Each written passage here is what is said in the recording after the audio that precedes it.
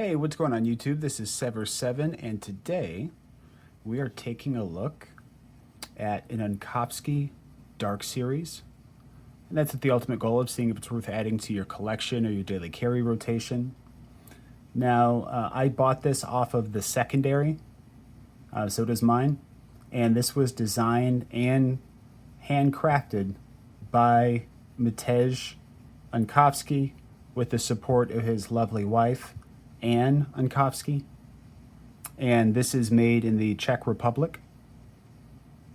Now, jumping right into it, let me preface this with Enkovski is currently my favorite custom knife maker. The design aesthetic of his Dark Series just clicked with me. I had to have one. I currently have four, and whenever I got my hands on the first one, I fell in love with the action, the feel in hand. I just loved everything about it, like better than I could have imagined. Um, I would say I like my Enkovskis more than I like the my well, not mine, but the Utzlers that I've reviewed, and I love the duck and the duckling. I think they're fantastic knives. But for me, the Enkovsky's just a hair above as far as action goes, and then specifically the design aesthetic. So let's jump right into this. This is my most recent Uncovsky acquisition. I found a guy who was nice enough to let me make payments to him, and then I was able to pay it off over time and finally get it in hand.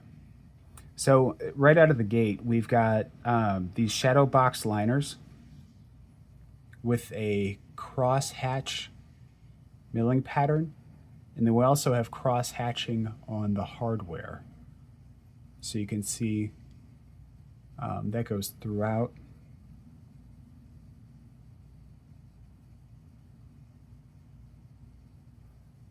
We have this kind of distressed, I don't know if I'd call it a stonewash necessarily, but it probably not. I actually don't know what I would call this finish, but it's definitely a distressed look. It's one of the design elements that I really like about Enkovsky knives. I actually really enjoy the shadow boxing too. I think these liners being proud all the way around and being anodized blue really adds a really nice touch. I'm trying to catch it on camera for you. But it adds a really, really nice touch to the knife. We do have a deep carry milled titanium pocket clip. This one came with a few scuffs on the clip, but I carry my customs, so if Uncovsky put 25 hours worth of work into this knife, then I want to put 2,500 hours of use out of this knife, right? Somebody, they built this, with blood, sweat, and tears, and I'm sure as hell not going to just let it sit there and collect dust. You know what I'm saying? So I will let some of my production knives collect dust, but for the customs, no, they get used. So I didn't mind the scuffs on it. We have these Zerkatai thumb studs that look really good, especially with the blue liners. I mean, it just makes everything pop a little bit harder. Now let's talk about the ergonomics. This is actually one of my favorite style handles because I love having the ramp and the ramp. It creates kind of this pinch point, so you feel maximum control. You feel choked up. We have very nice functional jimping that will actually hold you in place, and it's so comfortable. No hot spots. Pocket clip disappears in hand. It's just ergonomically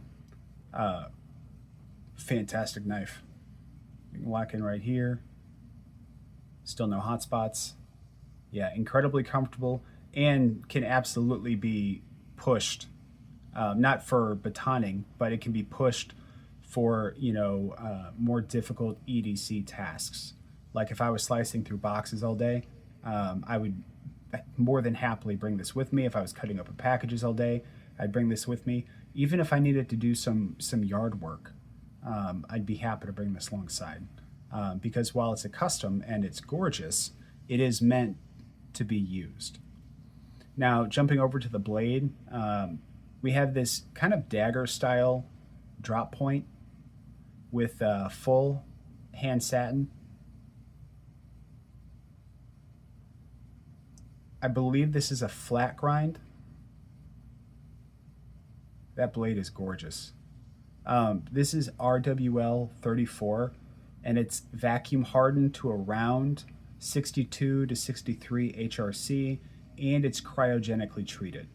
So you're getting a phenomenal heat treat, which is just going to bring the attributes of the blade steel, more to the forefront. As far as the action goes, let's jump into that really quick, because that's probably one of my favorite parts of this knife.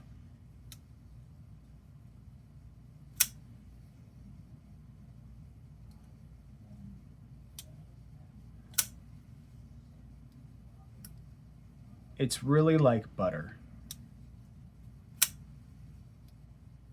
It still drops shutty, but it's not a hydraulic close, but it is a very, as you can see, controlled drop shutty.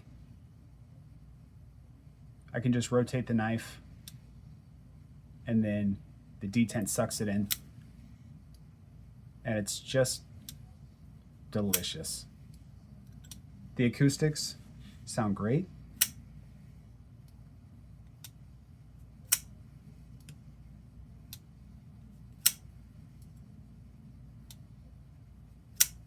On the close, we get this nice little satisfying, like, oh, sorry for the shake.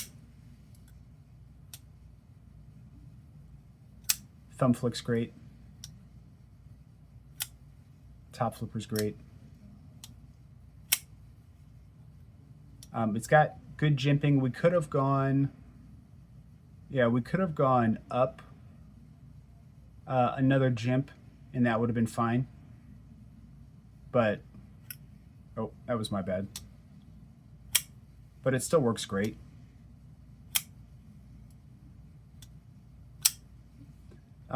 So as far as the size, the overall length is about 8 inches.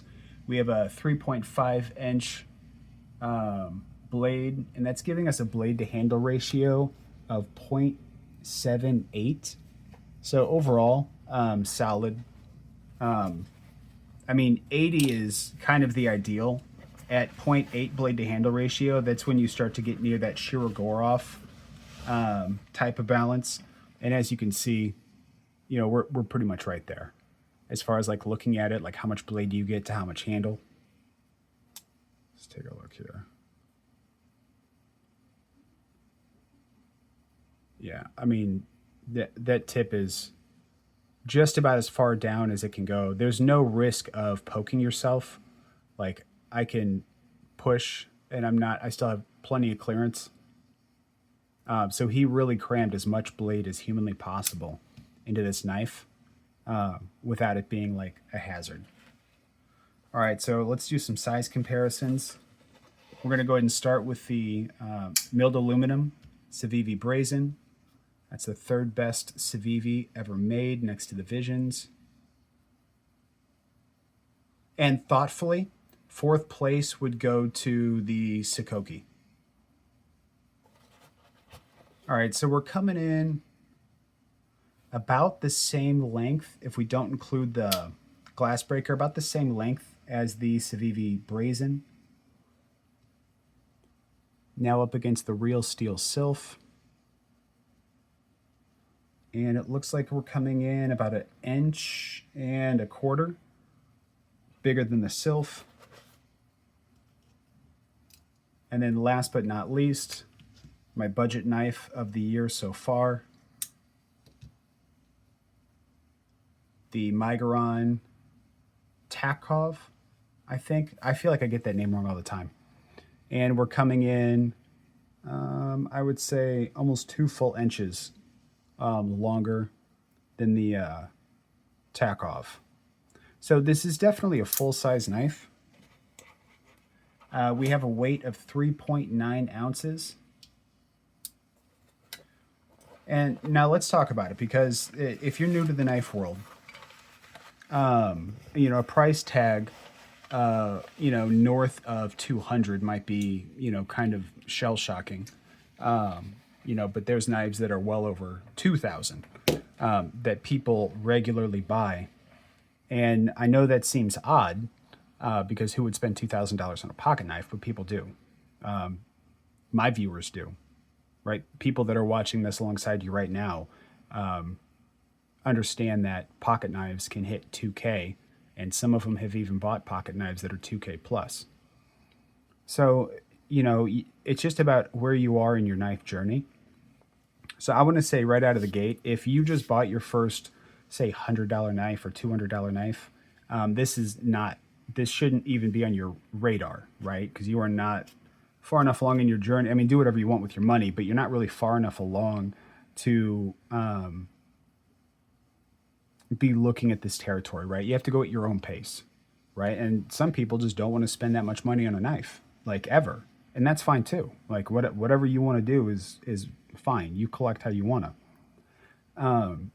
The people that this is for are going to be people that are already shopping in that 500 plus category, maybe that 700 plus category, that are familiar with what makes a knife like this special. Well, first thing is that, this is a custom, so the things that are done to this knife are done by hand, right? Milled by hand. The blade is ground by hand. The hand satin is done by hand. He does have some laser work that he does, but, as you can see, these scales are plain.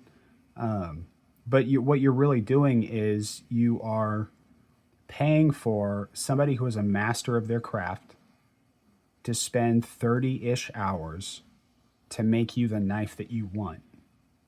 And that's simply going to demand a higher price tag than, let's say a Riot at $450 that, they just kind of push through the conveyor belt. And I know it's not literally a conveyor belt. I'm just saying that because lack of a better term. But, that's just mass produced via machines, right? So you have to understand those things, right? Somebody who's putting 30 hours of time, and I kind of touched on this in my last custom video, but somebody who's putting 30 hours of work into a knife, and let's say they're charging $800, well, after the cost of materials and machining, they're probably only bringing home like 17 or $18 an hour. I know some 20-year-olds that make more than 17 or $18 an hour, and they don't have to be an expert to do what they're doing, right? We're talking like Taco Bell shift lead, Walmart overnight clerk, right? So for Matej and Ann to be bringing home, 17 or $18 an hour on a base model like this is absolutely insane. It's like going to college for a job that doesn't pay very well, right? Absolute master of the craft, but isn't making a ton of money considering the amount of time and effort that's put forth. Now, he does have much more artistic models. I recommend, and I will link below his YouTube. Go directly to his shorts and scroll, and you're going to see exactly what I'm freaking talking about. The high-end custom stuff, when you get towards his, $1,500 to $2,000 price range, that stuff is absolutely insane. Take it or leave it, right? It might not be your aesthetic, or you might love it, but you have to respect the work and effort that went into it. You just have to. Absolute pieces of art. And he does have other series. So the series name is determined by the artwork or the finishes that are on it. His dark series is more typically a darker overall aesthetic, kind of like this one. And then you can have, milling done to it. You can have art put into it. There's one that I think is called like My Demon. or something like that, which is a dark series, like an artistic style of dark series knife. Now, for a base model like this, you're it starts out at, well, and this actually isn't even a base model because it's got the zirconium thumb studs. But for a base model, you're looking at about 800 bucks. That's where these start, and that's a very generous.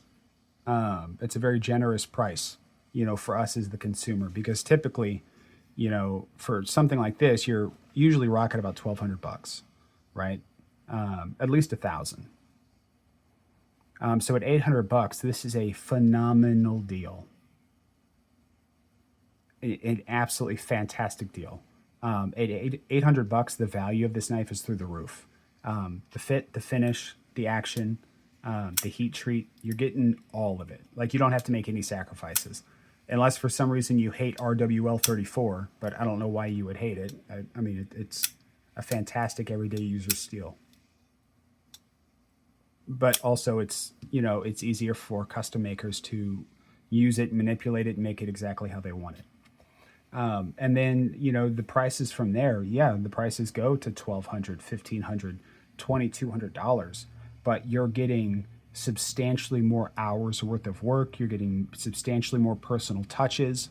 If you have something, let's say you want art put on it, but it's like your own custom art, or it's something that, it's a picture of something that you really want, all you have to do is send it to him. And he can put that picture onto the knife. I mean, there was one, it was a dark series, and it was somebody had their dog put onto it. I want to say it's a little foggy because it's been forever since I've browsed his gallery, but there was like a dog themed one, which was cool. There's another, I think, called the Nature series, where it's like, I don't know, it looks like a chimpanzee with sunglasses, and he's just chilling in the sun. And it's like super happy and upbeat. So I mean, the versatility of Uncovsky is insane, and he'll work with you to develop like your perfect version of the Uncovsky, whatever series you want. So I've talked to Uncovsky a ton. I've talked to Ann a ton. They're both amazing people, very down to earth, very much small batch, in house type of operation, and they're sweet as can be. If I wasn't a fan of their knives already, I would be a fan just based on how cool those guys are. So now Matej did agree to doing a live stream. We still have to get that scheduled, but I am stoked about that. I absolutely cannot wait, to pick his brain, ask him questions. Hopefully Ann gets to join us too. That would be really cool. But yeah, stay tuned for that. I'll get it scheduled, and otherwise, that's really all I've got, guys. Amazing knife. Like I said, he's my favorite maker. So, and there was no chance this was going to be a bad review. One, because the knife speaks for itself, and two, I handle hundreds of knives. There's a reason, that I say he's my favorite. And, somebody that's handled as many knives as me, I don't say that lightly. So, but otherwise, if you're into this minimalist industrial aesthetic, smooth action, obviously high performing steel, something that's appealing as a collection piece, but also appealing as a user, then 100% check out Uncovsky knives. I'll link his website down below too, so you can kind of see what he's got going on. So, I mean, if you enjoyed the video, hit the like button, subscribe, and until next time, guys, peace.